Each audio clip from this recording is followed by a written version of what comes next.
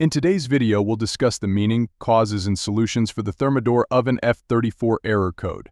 The F34 error code indicates an issue with airflow in the upper oven, typically due to a defect in the cooling fan. Several common causes can lead to this problem, including blocked ventilation, a defective blower fan motor, or broken wiring. To resolve this issue, you can follow a few steps. First, inspect your oven's vent line for any clogs.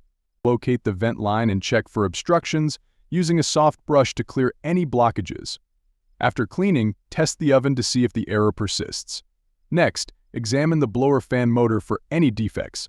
Look for visible signs of damage on the motor. If you notice any issues, it's advisable to get a professional technician to replace the motor and then test the oven to see if the error is resolved.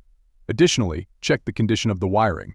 Use a multimeter to test whether the wires and cables are functioning correctly. If you find any broken wires, replace them. After addressing the wiring, restart your oven and check if the error code has cleared. By following these steps, you can effectively troubleshoot and resolve the F34 error code on your Thermador oven. Thanks for watching, and until next time.